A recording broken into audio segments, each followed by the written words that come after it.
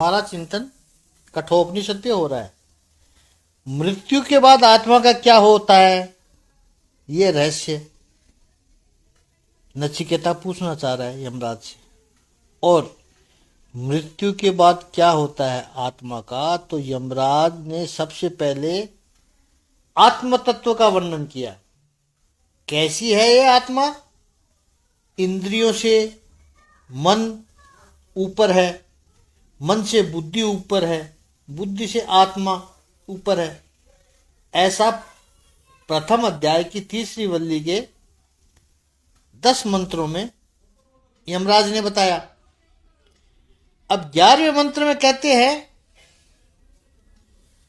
मूल तत्व से जो प्रकृति है वो परे है, वो श्रेष्ठ है।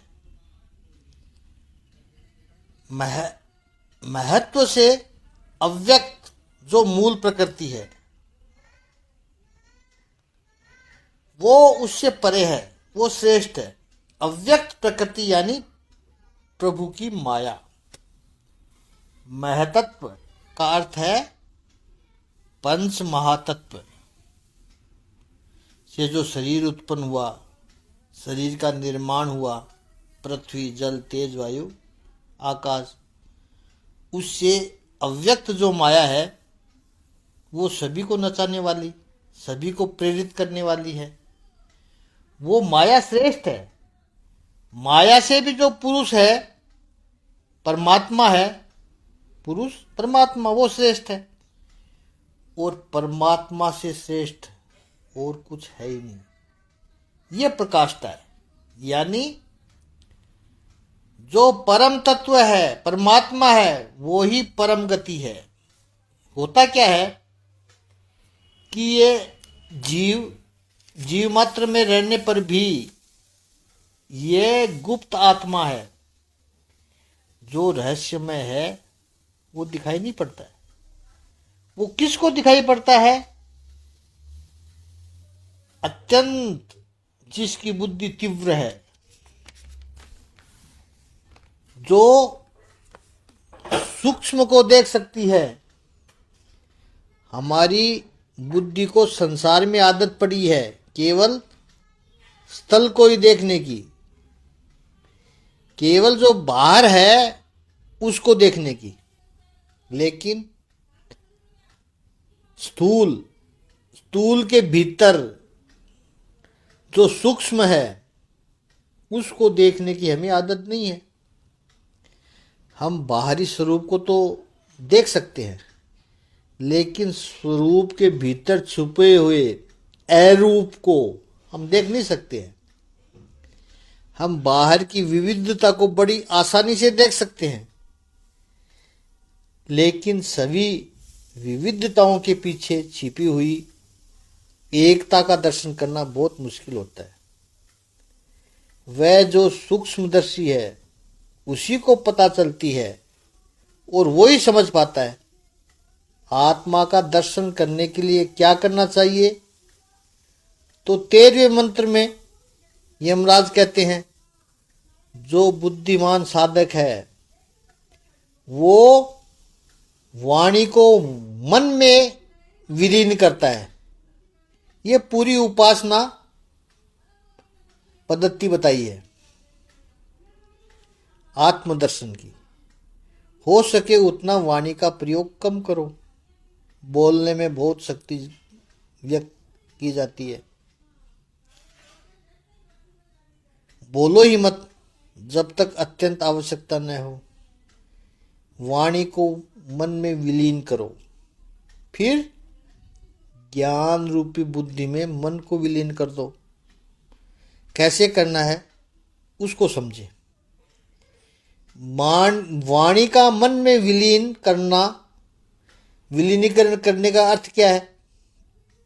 बोलने से पहले 10 बार मन में सोचो, क्या ये मुझे बोलना चाहिए?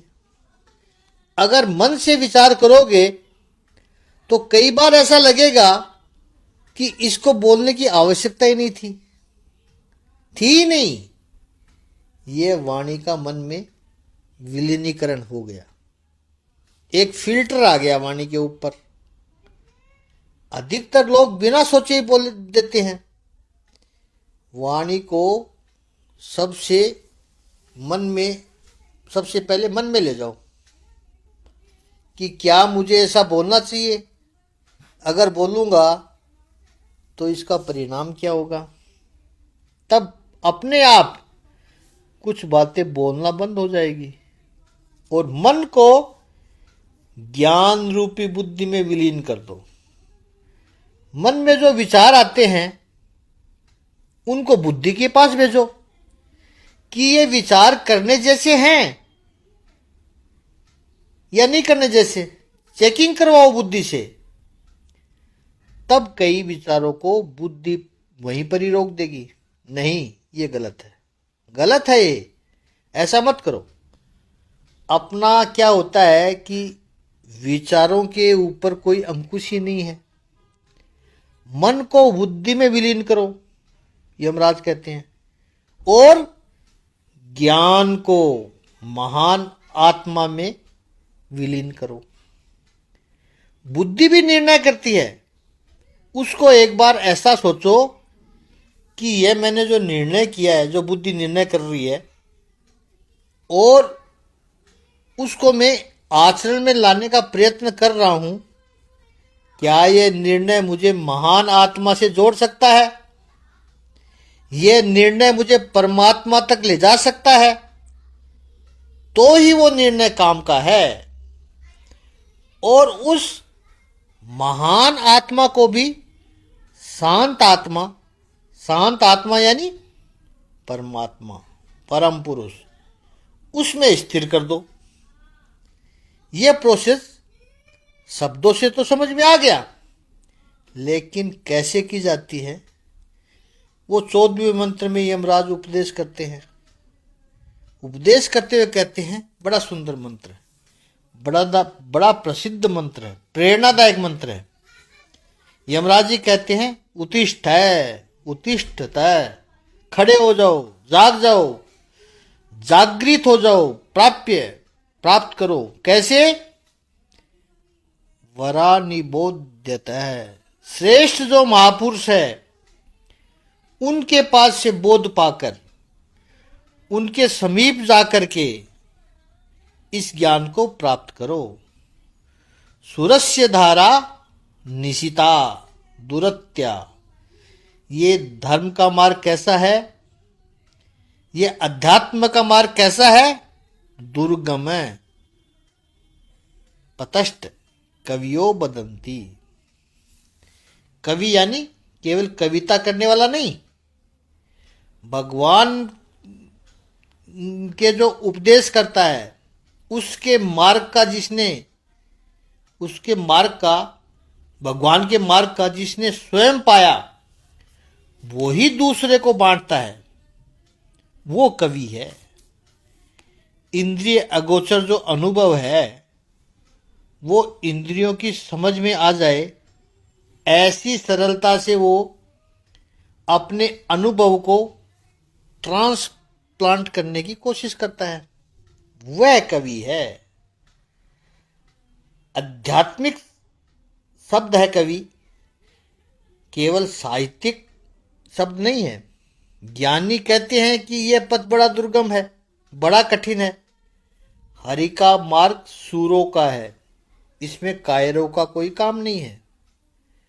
बायजीत सूफी फकीर हुए हैं, उसके पास जब कोई व्यक्ति जाता था सत्य को पाने के लिए, वह बड़ा महत्वपूर्ण व्यक्ति था, बड़ा ज्ञानी महापुरुष था और कीर्ति भी उसकी बहुत थी। सब लोग जाते थे उसके पास, कोई भी जाता उनके पास कहता, मास्टर मुझे सत्य को पाना है, परमात्मा को पाना है। तो बायजीत पहला पूछता कि वो तो सब ठीक है, पहले ये बता तेरा अस्थि पंजर कहाँ भेजना है।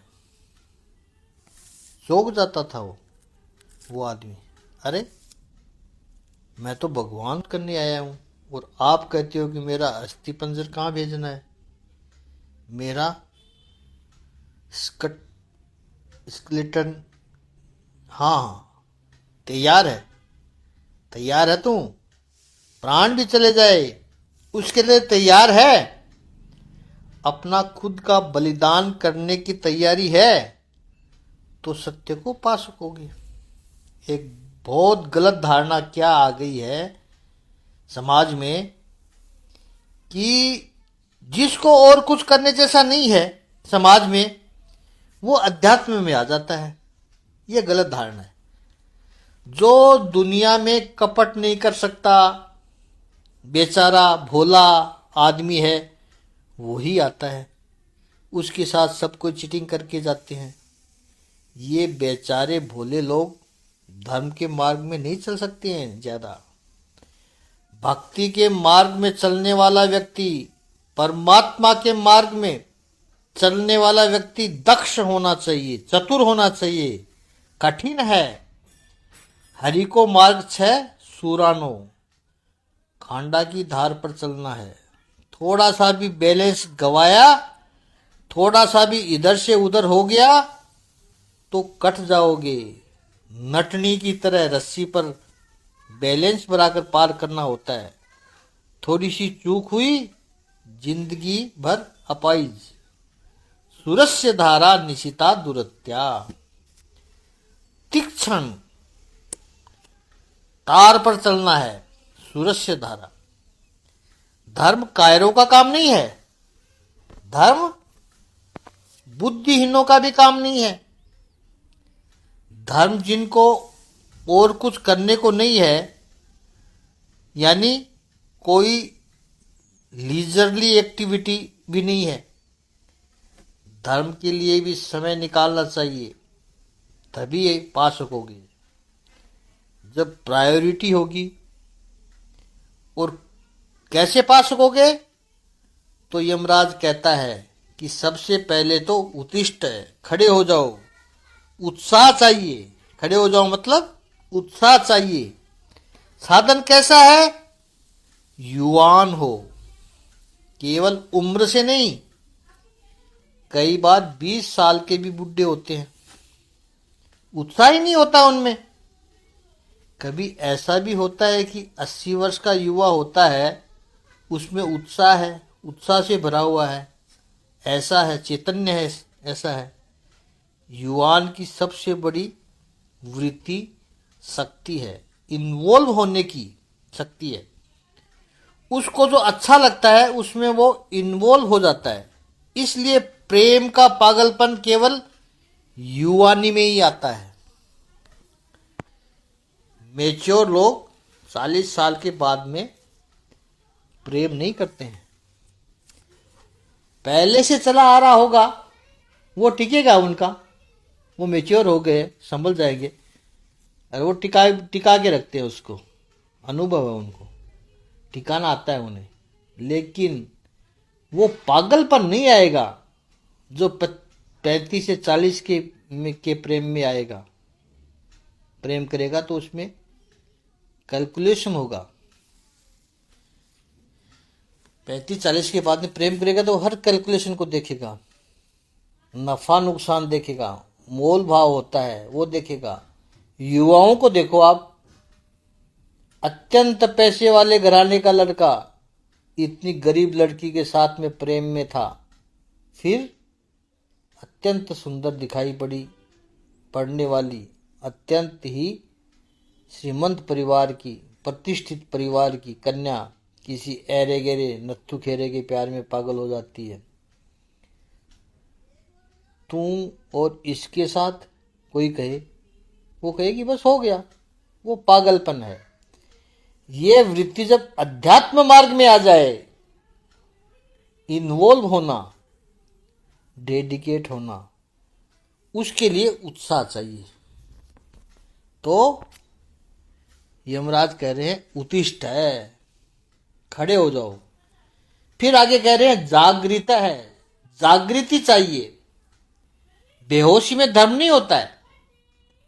और गुरु की महिमा बताई, आगे कह दिया अपने तर्क से नहीं कर पाओगे, गुरु की कृपा से, प्रभु की कृपा से ही ऐसा होगा। इस पर आगे और कल चिंतन करेंगे। आज इतना ही। ओम श्री सच्चिदानंद भगवान की जय। ओम श्री आनंद कंद भगवान की जय।